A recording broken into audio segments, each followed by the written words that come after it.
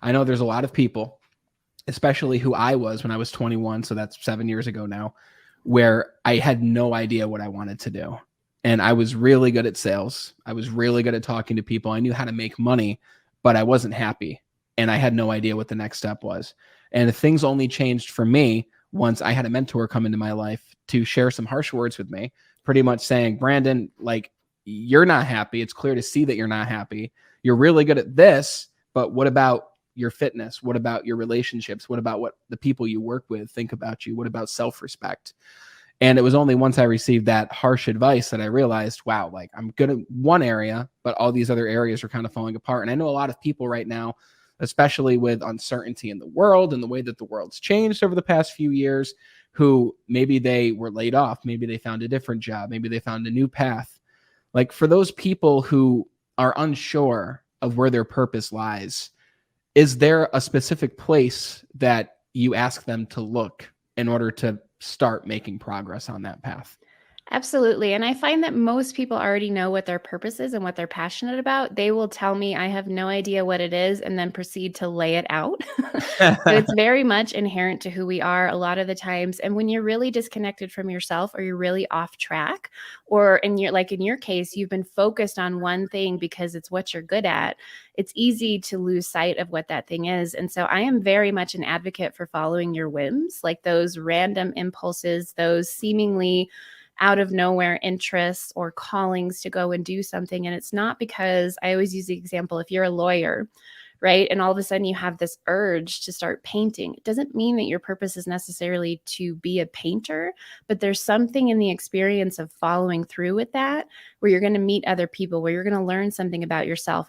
They're stepping stones to uncovering what our purpose is. So if you're really disconnected and you have no idea, most people won't share what their purpose is or what they're passionate about, because they're like, it's so unreasonable, it's so ridiculous, everyone will judge me. But for the people who truly don't know, start following those whims.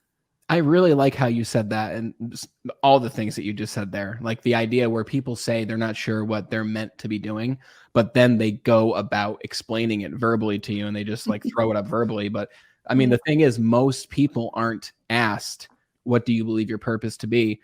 And most people don't take the time to outwardly say with actual words, not just in their mind, what they're great at, what they enjoy doing, what they want their life to look like. I just reread Think and Grow Rich by Napoleon Hill.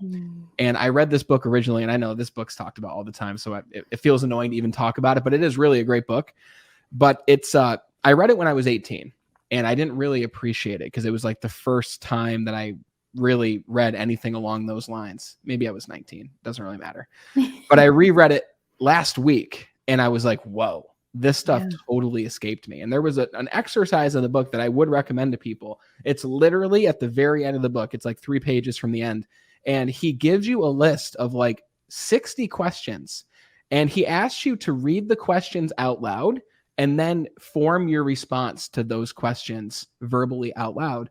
And I found myself like coming to some real realizations from that exercise. But what you just laid out was the exact same thing. Like, what if everyone listening right now, what if I asked you, what is your purpose? Like, what are you great at? What do you want to lean more into, where this inner inclination says, hey, I kind of want to paint something, but I'm not a great painter. Like, I meet so many people, and I'm sure you do too, who say, I really want to do this, but I'm not good at this. And it's like, well, duh, you're not good because you haven't tried it. You haven't become good at it through practice.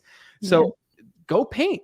Right? Go draw, go write something. Even if you make 5,000 edits to it, go do exactly what you said. Explore your wins, explore your interests. Like for me, it's guitar. I'm not the best guitar player, but I've been playing since I was 16, and I've gotten better and I've gotten better and I've gotten better. And now I look back at this and I think to myself all the time, I'm so grateful that I started guitar at that time, because now it's something I can pick up and I can impress people. But most importantly, I can have fun and express myself in a way that I wouldn't otherwise be able to.